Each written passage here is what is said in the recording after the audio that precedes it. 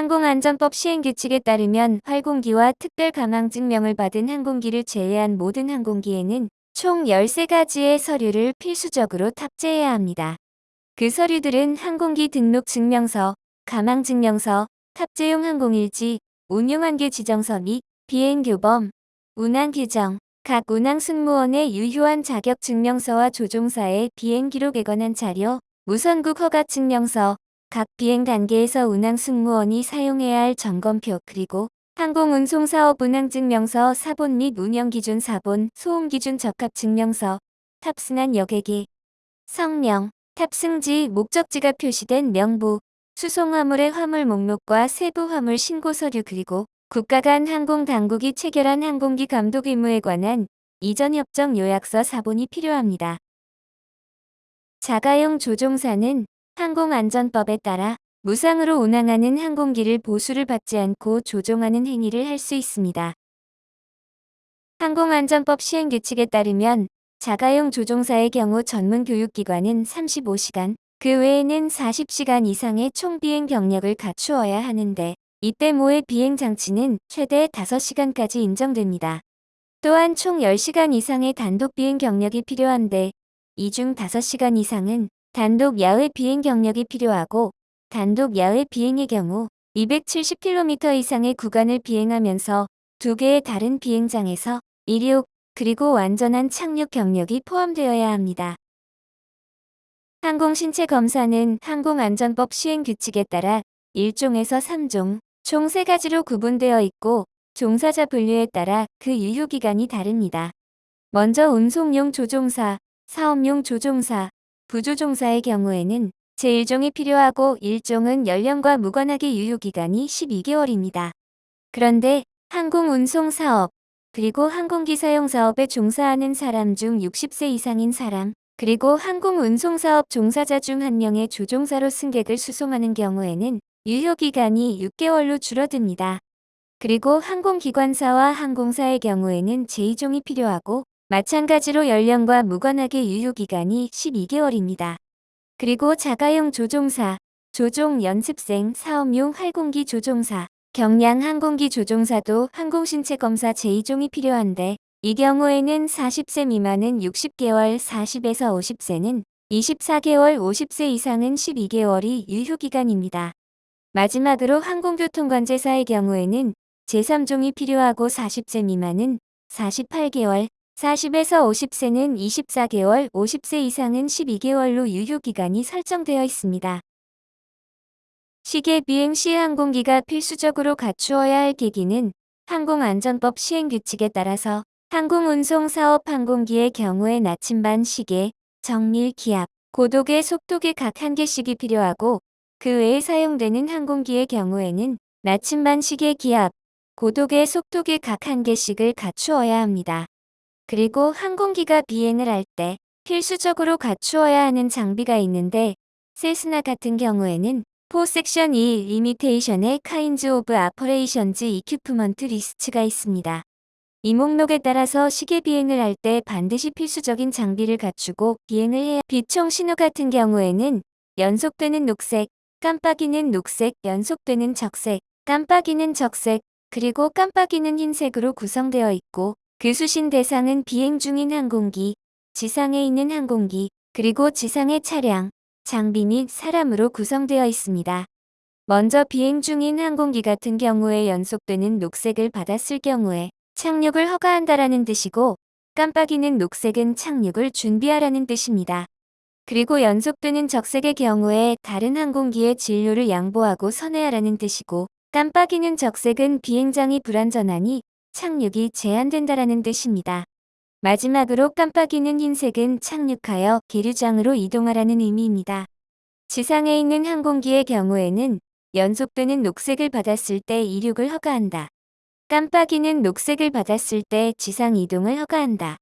그리고 연속되는 적색을 받았을 때는 정지하라는 뜻이고 깜빡이는 적색을 받았을 때는 착륙 지역에서 이탈하는 뜻입니다. 마지막으로 깜빡이는 흰색은 비행장 안의 출발 지점으로 복귀하라는 의미입니다. 지상의 차량 장비 및 사람의 경우에 연속되는 녹색은 사용되지 않고 깜빡이는 녹색은 통과 및 진행이 가능하다라는 뜻입니다. 그리고 연속되는 적색은 정지하라, 깜빡이는 적색은 활주로 또는 유도로에서 이탈하는 뜻이고, 마지막으로 깜빡이는 흰색은 비행장 안의 출발 지점으로 복귀하라는 의미입니다. AIP에 따르면 울진 비행장 공역 등급은 D등급 공역입니다. D등급 공역에서는 모든 항공기에 항공교통관제 업무가 제공되지만 계기 비행을 하는 항공기와 시계 비행을 하는 항공기, 그리고 시계 비행을 하는 항공기 간에는 교통정보만 제공된다는 특징이 있습니다. 또한 D등급 공역의 범위는 관제탑이 운영되는 공항 반경 5노티컬 마일의 표고 5,000피트 이내인데 울진 비행장 관제권은 5노티컬 마일에 2,500피트로 설정되어 있습니다. 최저 안전 고도, 메사일한 미니멈 세이프 엘티튜드의 줄임말인데 FAA에서는 미니멈 세이프 엘티튜드라고 하고 있고 아이카펜즈 OPS에는 최저 섹터 고도, 미니멈 섹터 엘티튜드라고 하고 있습니다. 메사이는 공항 부근의 무선 항공 보안 시설, 즉 나베이드를 중심으로 25마일 반경 내에 위치한 모든 물체의 높이로부터 긴급 사태에 대비해서 최소한 1000피트, 즉 300m의 여유를 두고 설정한 비행 안전 최저 고도를 의미합니다. 영해 지역은 관제 공역 중 포항 에리어 섹터에 속하는 관제구 지역인데 1000피트부터 플라이트 레벨 600까지의 구간이 해당됩니다. 그리고 영해는 주의 공역 중 군 작전구역인 모아나이너 웨스트에도 속하는데 3000피트에서 7000피트 구간, 그리고 11000피트에서 플레이트 레벨 400까지의 구간이 해당됩니다. V스피드는 항공기의 퍼포먼스상 한계를 지정해 놓은 속도 개념인데 VA, VX, VY, VNO, VNE, VS0, VS1 등이 있습니다.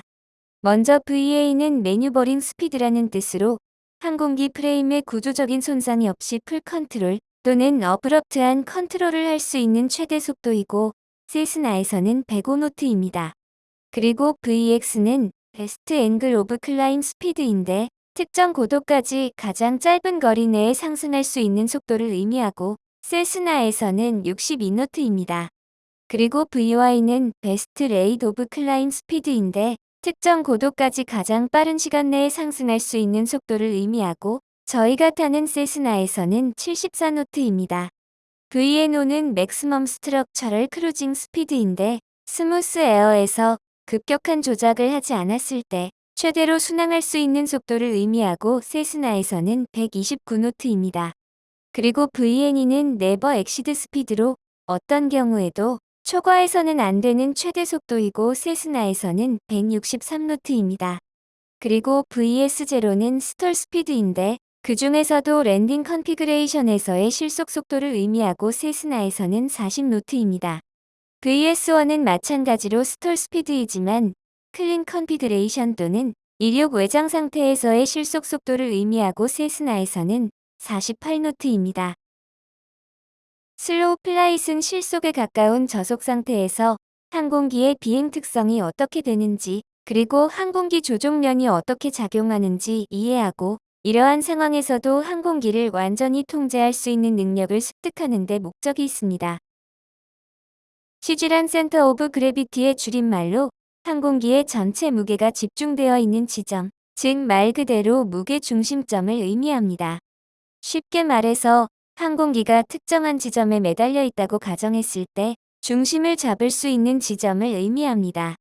항공기의 CG를 구하기 위해서는 항공기의 자체 무게 그리고 탑승자 연료, 수화물 무게를 그 항공기의 기준점이 되는 레퍼런스 데이텀, 저희 세스나에서는 파이어월 바로 뒤쪽이 되겠습니다. 거기서부터 해당 위치까지의 거리인 암값을 무게와 곱해서 모먼트 값을 산출해내고 이 각각의 모먼트들을 다 더한 전체 모멘트를 전체 무게로 나누어서 해당 항공기의 토탈 CG를 산출할 수 있습니다. 그라운드 이펙트에 대해서 설명하기 위해서는 먼저 양력과 그에 따른 다운와시, 그리고 유도항력 이 세 가지의 관계에 대해서 먼저 생각할 필요가 있습니다. 항공기에 양력이 발생하면 날개를 따라 흐르는 공기의 흐름이 위로 밀어 올려지는 현상이 발생을 하게 되고 그에 따른 반작용으로 날개 끝에서 윙팁 보어티시즈라는 하강 기류, 즉 아래쪽으로 향하는 다운워드 모멘텀이 생기게 됩니다. 이러한 다운워드 모멘텀의 크기가 유해양력, 즉 항공기가 양력을 생성함에 따라서 발생하는 그 부산물인 유해양력의 크기에도 영향을 미치게 되는데, 항공기가 지면 근처에 있으면, 특히 그 항공기의 윙스팬 높이 이하에서 비행을 하고 있을 때는 이 다운워드 포스가 간섭을 받게 됩니다. 지면에 의해서 간섭을 받게 돼서 이 다운워드 포스가 상대적으로 약해지게 되고, 다운워드 포스가 약해지면 그에 따른 유해양력 역시 상대적으로 감소하는 효과를 낳게 됩니다. 그렇게 되면 같은 받음각 상태에서도 지면 근처에 있을 때는 유도항력의 감소 효과가 두드러지게 나타나서 그만큼 상대적으로 양력이 더 많이 발생하는 것 같은 효과를 낳게 됩니다. 그렇기 때문에 윙스팬 이내의 저고도에서 항공기가 채공을 하고 있을 때는 이 지면 효과가 발생해서 항공기가 더 잘 떠 있는 것 같은 효과가 발생하게 됩니다. 레프트 터닝 텐덴시는 항공기가 세로축을 기준으로 왼쪽으로 선회하려는 경향을 의미하는데, 특히 프로펠러 항공기에서 두드러지게 발생합니다.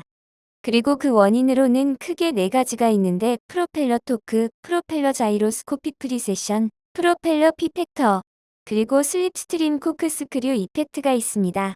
먼저 토크의 경우에는 뉴턴의 제3법칙에 따라서 항공기 프로펠러가 회전하면 그 반대 방향으로 힘이 작용하는 원리로 발생하게 됩니다.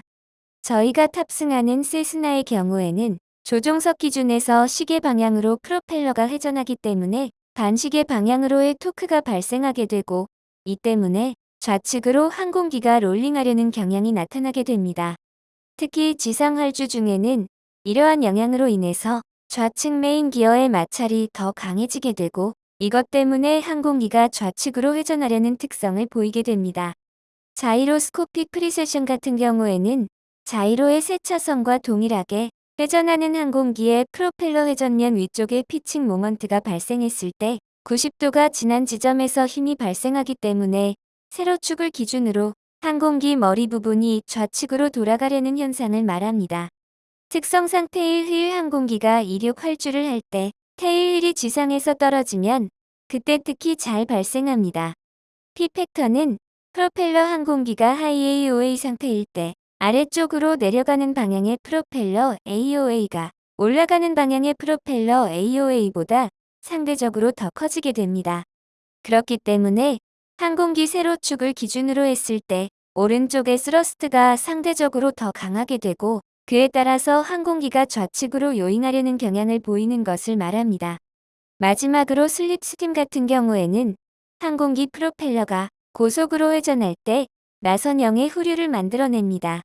그런데 항공기 프로펠러의 회전 속도가 빠르면서 항공기의 속도는 상대적으로 아직 낮을 때, 즉 이륙 또는 파워 온스톨 상황 같은 경우에 나선형 후류가 단단하게 압축된 채로 나선형으로 회전하면서 항공기의 좌측 후방으로 이동을 하게 됩니다.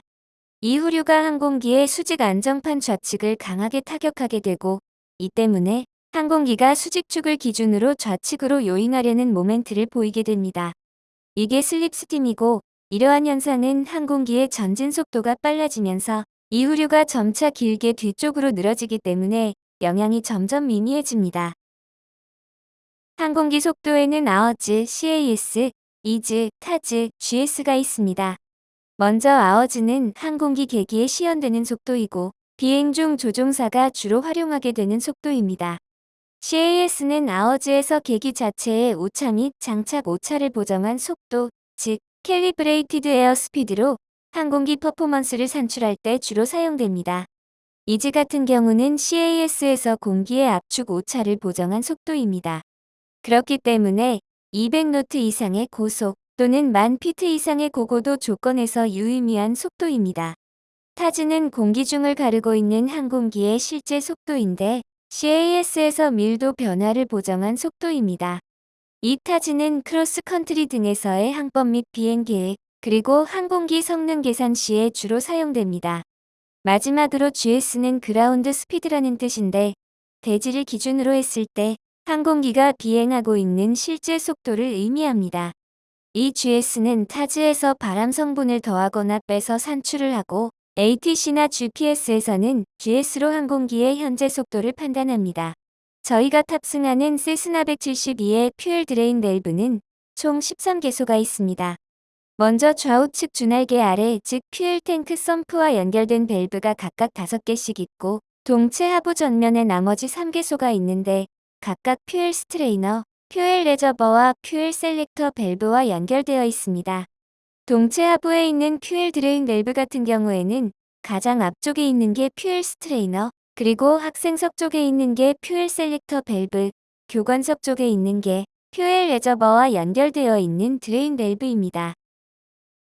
메인 기어에 플랫 타이어가 발생했을 때에는 기본적으로 정상적으로 작동하는 쪽에 그 타이어를 사용하는 것이 가장 중요합니다. 만약 랜딩 중에 특히 터치다운 중 플랫 타이어가 발생했을 때에는 정상적인 타이어부터 가급적 먼저 접지하도록 해야 합니다. 그렇게 하기 위해서 에일러론 컨트롤로 최대한 손상된 타이어 쪽을 띄운 채로 착륙 할주를 하고 필요시에는 정상적으로 작동하는 쪽에 브레이크를 사용해서 디렉셔널 컨트롤을 해야 합니다. 브레이크 고장 같은 경우에는 최대한 그 브레이크 압을 다시 살려주려는 노력을 하는 것이 중요한데 만약 택시나 랜딩 롤 중에 브레이킹 성능이 감소할 경우에는 페달에 발을 올리고 강한 압력으로 다시 브레이크를 밟아줍니다. 이렇게 했을 때도 만약 브레이크에 스펀지 현상이 생길 경우에는 페달을 펌핑하듯이 여러 번 강하게 밟아주면 브레이크 압이 돌아올 수 있습니다.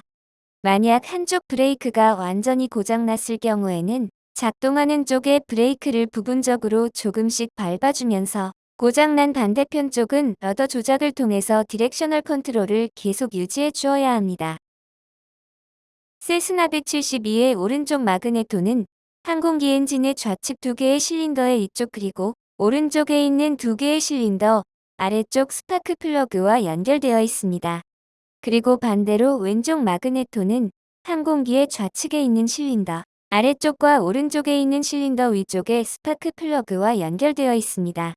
결과적으로 비상시에 한쪽 마그네토가 작동하지 않더라도 나머지 한 개의 마그네토만으로도 4개의 실린더를 모두 점화할 수 있기 때문에 페일 세이프 목적으로 총 2개의 마그네토가 각 실린더의 스파크 플러그와 엇갈려서 연결되어 있습니다. 엔진 스타트 실패와 관련해서는 스타터를 보호해주는 게 가장 중요합니다. 그래서 최초 시도할 때 10초 동안 크랭킹을 하고 시동이 걸리지 않으면 20초 동안 쿨다운 시간을 가져야 합니다. 이렇게 10초의 크랭킹과 20초의 쿨다운 사이클을 총 3번을 반복할 수 있고 3번 이내에 시동이 걸리지 않으면 전체 10분 동안의 쿨다운 시간을 가져서 다시 한 번 앞의 사이클을 반복을 할 수 있습니다. 이런 식으로 전체 사이클을 3번을 반복할 수 있는데 이렇게 했을 때도 시동이 걸리지 않는다면 더 이상의 시도를 중지하고 정비 입고를 해서 검사가 필요합니다.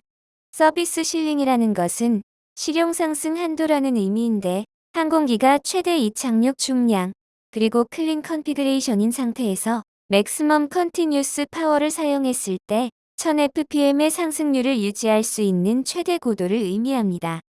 세스나 172 같은 경우에는 실용 상승 한도가 14,000피트입니다. 엔듀런스 스피드란 항공기가 특정 연료량에서 가장 오랜 시간 동안 채공할 수 있는 속도를 의미합니다. 세스나 172 같은 경우에는 8,500피트에서 75% 파워를 사용했을 때 124노트의 속도로 비행하면 가장 오랜 시간 채공할 수 있습니다. 그 외 조건의 경우에는 POH 섹션 5에 있는 퍼포먼스 차트를 이용해서 해당하는 특정 조건에서의 엔듀런스 스피드를 구할 수 있습니다. 항공기 상청에서 발간한 항공기상 서비스 사용자 안내서에 따르면 메타는 메테오롤로지컬 에어로드롬 리포트의 약자로 정시 관측 보고라는 의미입니다. 메타는 1시간 간격으로 정시 관측을 실시하고 있는데 공항별 관측 시간은 공항 및 운영 관련자와 협의해서 조정할 수 있고 그렇기 때문에 울진 비행장의 경우에는 30분 간격으로 관측을 실시하고 있습니다. 그리고 타프 같은 경우에는 터미널 에어로드롬 포캐스트의 약자로 공항 예보라는 뜻이고 6시간 간격으로 측정됩니다. 일반적으로 24시간까지 유효한데 최대 30시간까지 유효할 수 있습니다. 또한 타프는 공항 반경을 중심으로 5스태츄 마일, 즉 8km 반경에 대해서 유효한 정보입니다. 시그웨더란 시그니피컨트 웨더의 줄임말로 중요 기상 예보를 의미합니다.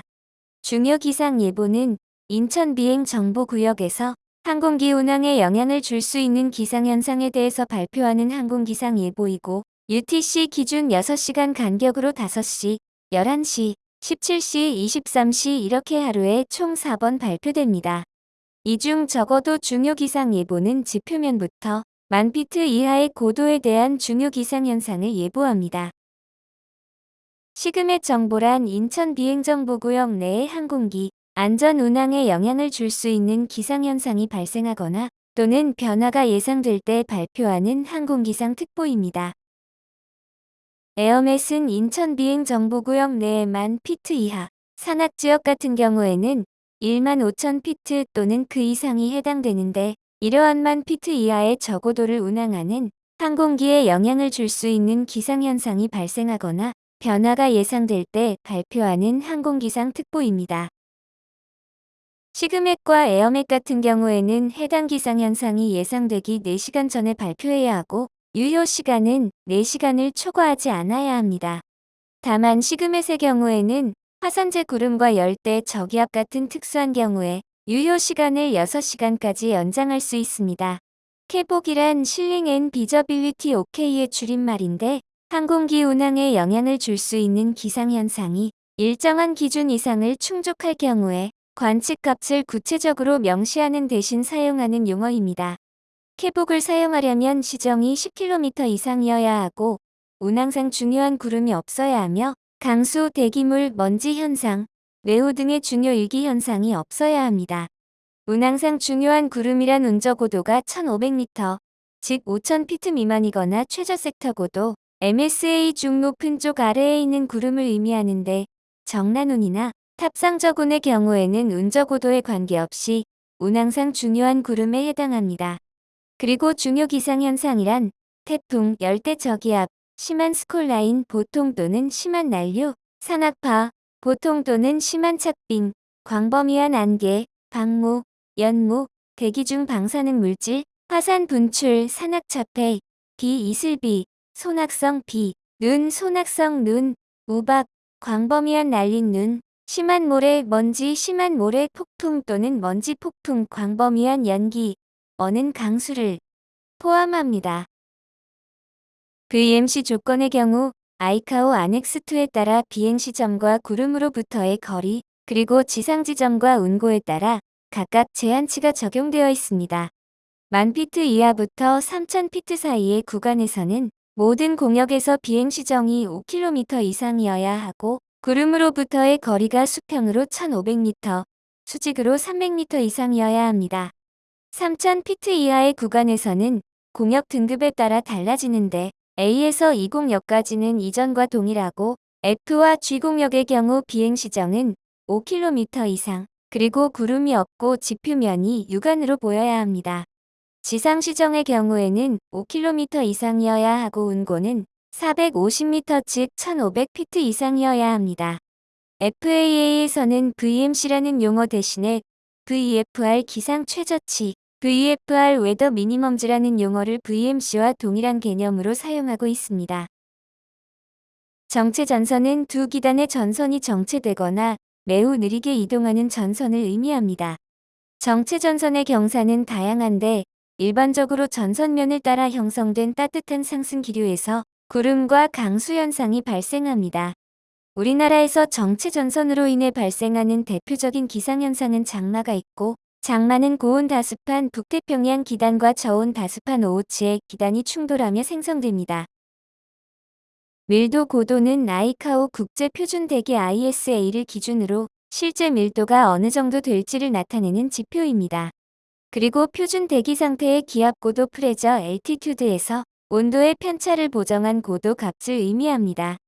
밀도 고도는 현재 아웃사이드 에어 템퍼러처에서 표준 대기 온도인 15도를 뺀 값에 120을 곱한 뒤에 현재 프레저 엘티튜드를 더해서 산출할 수 있습니다. 먼저 무선 페일 시에는 스쿼크 7600를 설정하고 관제탑의 비총 신호를 볼 수 있을 경우에 해당 비총 신호 지시에 따릅니다. 그런데 만약에 비총 신호를 수신할 수 없는 경우에는 비행 상황에 따라서 절차가 달라지는데 먼저 장주 비행 중일 경우에는 다운윈드 구간에서 ETA까지 또는 10분 중에서 더 긴 쪽에 해당하는 시간 동안 홀딩해야 합니다.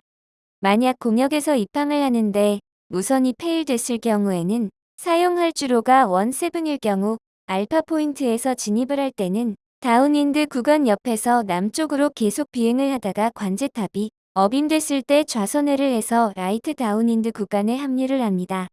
그 이후에 마찬가지로 ETA 또는 10분 중에서 더 긴 쪽에 해당하는 시간 동안 다운윈드 구간에서 홀딩을 해야 합니다.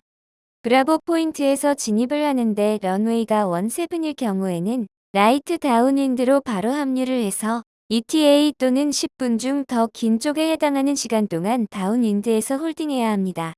만약 그날 사용할 주로가 35인 경우에 알파 포인트에서 진입을 하고 있다면 레프트 다운윈드로 바로 합류를 해서 ETA 또는 10분 중 더 긴 쪽에 해당하는 시간 동안 다운윈드 구간에서 홀딩을 해야 하고 브라보 포인트에서 진입을 하고 있을 때는 북쪽으로 계속 진행을 하다가 관제탑이 어빔되면 우선회에서 레프트 다운윈드 구간에 합류를 한 뒤에 ETA 또는 10분 중 더 긴 쪽에 해당하는 시간 동안 다운윈드 구간에서 홀딩해야 합니다. 그리고 출항하는 중 무선이 페일됐을 경우에는 울진 비행장으로부터 5마일 지점이 됐을 때 3000피트까지 상승을 하고 상승을 하면서 500피트마다 교신을 시도해야 합니다. 그리고 3000피트에서도 계속 교신이 불가할 경우에는 방금 말씀드린 사용할 주로에 따른 장주 비행 합류 절차에 따라 복귀를 해야 합니다.